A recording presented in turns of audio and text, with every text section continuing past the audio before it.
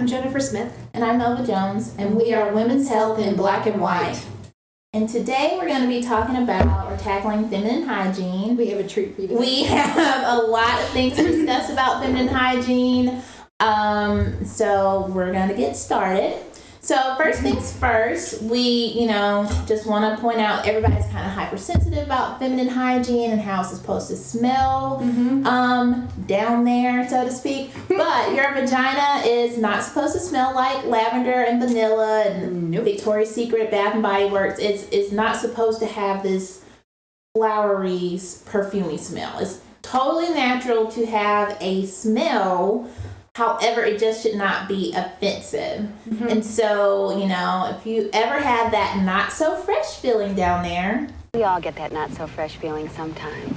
It's perfectly normal to have a normal or natural, so to speak, smell down there. It just should not be offensive. So by offensive, I mean like if you're offending others when you're walking by, if other people are telling you they smell you, that's offensive. Maybe like a fishy odor, that could be something like an infection, bacterial vaginosis or something. So you want to get those type of things checked out by visiting your gynecologist, make an appointment, because it could be an infection. You definitely don't live for a long time with an offensive, fishy, or foul smell. Yeah, that is totally not normal. But smelling like a rose garden is also not normal. And it's not necessary.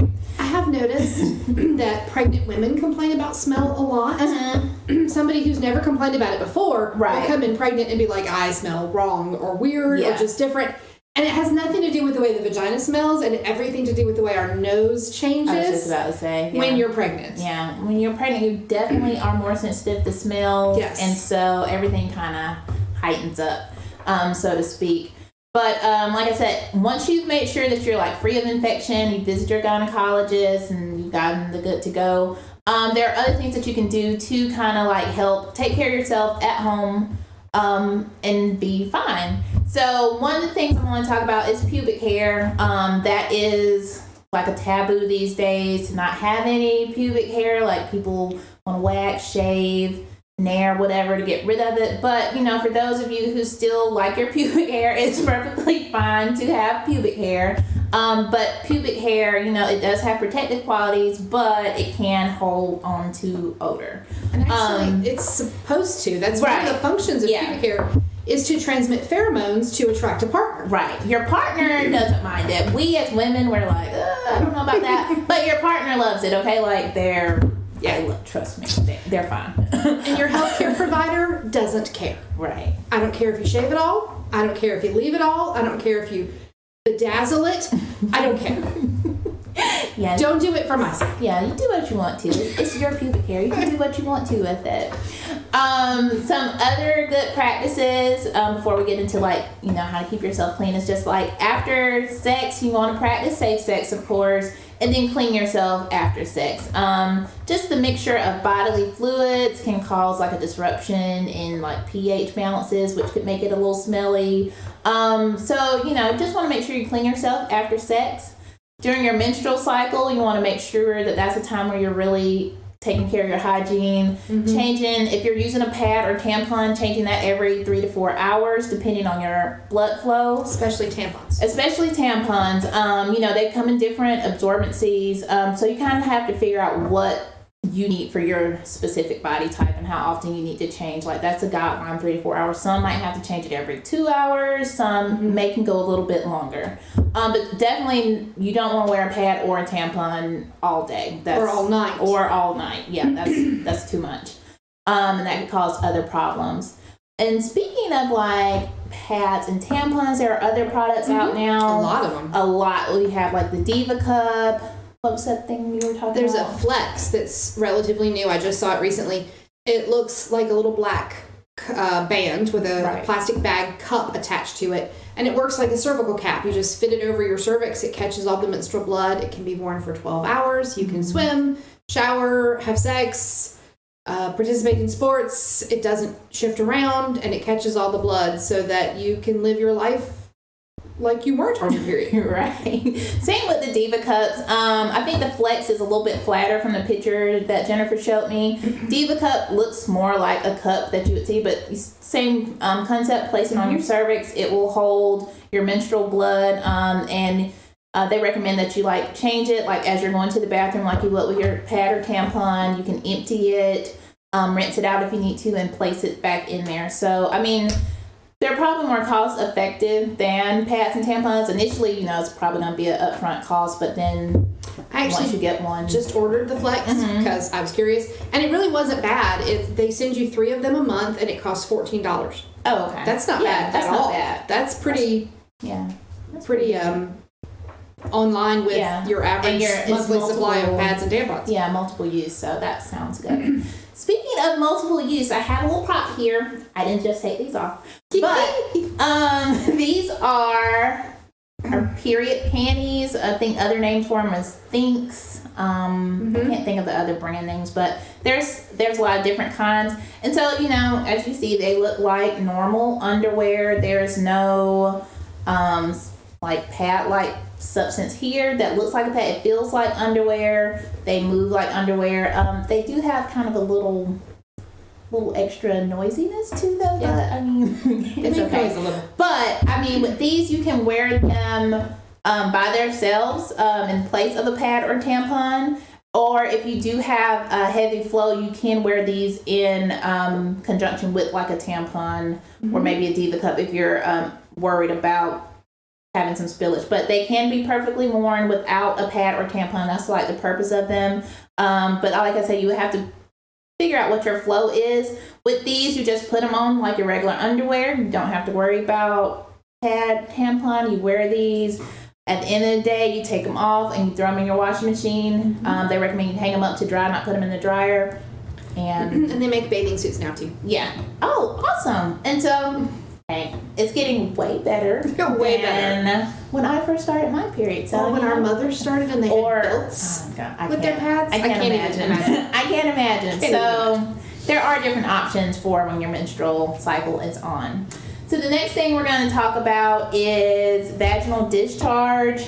Women hate that. But vaginal discharge does not mean that you have an STD. It does not mean there's any type of infection or bacterial vaginosis. It's totally normal to have discharge. You will have discharge. It does vary from woman to woman. And it does vary during whatever part of your menstrual cycle that you're on. It can be heavier or lighter.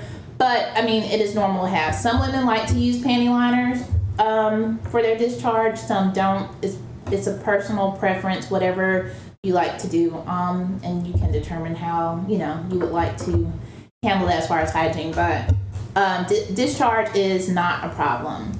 So, as far as keeping yourself clean, you do want to make sure that you wash every day. So, keeping your vagina clean, daily washing, warm water, mild soap, or some people recommend not using soap at all. Again, we're not here to tell you what to do. That's the personal preference that you can decide. Wearing cotton underwear helps to kind of keep you dry, wicks away that extra moisture, that discharge. We do want to recommend it is more breathable. Like your cuter underwear are going to be lacy and satiny and all that. Those are perfectly fine for the 2 hours you're going to wear. Right. You're going on a date. You want to be cute, sexy, feel totally fine to wear those. But day-to-day activity during your work day. Maybe or workout. Definitely during workouts, you want cotton underwear to help keep things kind of dry and breathy down there. We do want to recommend that you do change those daily, though. No matter what underwear you wear, it's gonna get smelly if you keep it on for more than a day or so. Very important thing that we do want to mention is wiping. A lot of women do not know how to wipe, and it's okay if you don't, but we're going to tell you how right now. So we recommend that you wipe front to back, and a lot of people, they're like, I don't know what that means. So that means wiping from your vagina to your anus. So you're going to be doing a downward motion when you're wiping. That's wiping front to back. after urination. When you have a bowel movement, you never want to wipe towards your vagina because you could be pushing fecal matter into your vagina and that can cause more problems, or your urethra. It's a very common source of urinary tract infection. That is very true. So you want to make sure that you're wiping in the right direction, and teaching your children to wipe in the right direction also. It's important with a baby girl, too, to always make sure you're wiping front to back. Right, with diaper changes. And even as they're starting potty trained, to teach them to get in that good habit. Also, eating a healthy diet, eating lots of fruits and vegetables, drinking water. All that can help you kind of feel fresher and in your vagina area, reduce smells. Some foods do cause odors that can kind of emit out of your vagina. One of the biggest ones that I've heard is like asparagus. Yeah, all those cabbagey foods, Brussels sprouts, asparagus, broccoli. That's all the gassy foods, they can produce a smell, and that's totally normal after you've eaten those. But, fruits, vegetables can kind of give it more of a sweeter smelling aroma. Pineapple, they recommend that. That's very good, and it does have like antibacterial properties to it too, and anti-inflammation. Just throwing that in there. Staying hydrated, drinking water to offset like all the sodas and sugary drinks we get, because drinking a lot of sugar can produce an environment of where yeast can start to form easily. As well as like alcoholic beverages. Definitely not saying do not partake in that, but just drink some water to kind of flush it out. Just really need a lot of water. Plus, dehydration can cause urinary tract infections, so it's really good for your urinary and vaginal health to stay hydrated. Yes. Next topic is, this is very much your parents or grandparents may have seen. Definitely grandparents. They were in a generation where douching was normal. It was something that they regularly did. It is definitely an older practice. Some people still do it. They still make those products. But, they can throw your pH off if you use them. Really bad for you. We don't recommend using them, but again, it's your body. You can make your choice. If you do use them, try to use them sparingly. And that also comes along with like the feminine hygiene products. There are so many different washes, powders, sprays that you can use. And those are readily available at any store that you can get. And so, again, with those, if you feel like you have to use them sparingly. Definitely don't use them with every single shower, every bath, because it can cause irritation and make you a little itchy and throw like your pH off. And then one other thing I want to talk about that's kind of is popular is like vaginal steaming, or what they call yoni steaming. It's getting more popular in the United States now, I guess, as people are more talking about. Other cultures have been doing it kind of like after deliveries and stuff, or postpartum practices, like other cultures will practice this. I really don't know. I mean, I honestly don't care what Gwyneth Paltrow says. There's no need to steam. I've read about it. There are some benefits to it. There, of course, to everything. You have to do your own research on it and decide, if that's something that you want to do. But from what, I've read, it's just a mixture of different like herbs and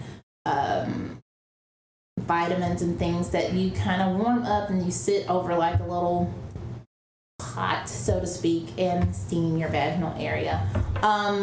Will that help you smell better? Not really. No really evidence that it will help you smell better. Yeah, I mean, it will help for that time, but as far as long term, if you're worried about like, oh yeah, this is gonna make me just smell clean all the time, I don't think it will help with that.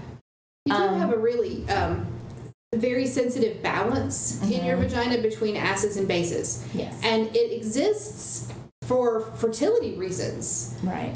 When you are not ovulating, you're a little more acidic. When you're ovulating, you're a little more basic to allow for conception. And it keeps the bacteria and the yeast in check. When you start playing around with that, you throw off what is a normal self-cleaning system. Right. For the most part, it is unnecessary to play around with that. Yeah, and that is a good point that you brought up. The vagina is a self-cleaning system. You really don't have to do much to it. It will clean itself throughout your monthly cycle. Like you said, acids and bases, they will change depending on where you are. Like I said, the discharge, that is normal. That's the cleaning part of the process. So really all you have to do is really just, wash daily and make sure your underwear is fresh. And I think that's about all. If you have any questions about any of that, if you have any product that you love that you want to tell us about, if you have a story to tell us, we would love to hear it.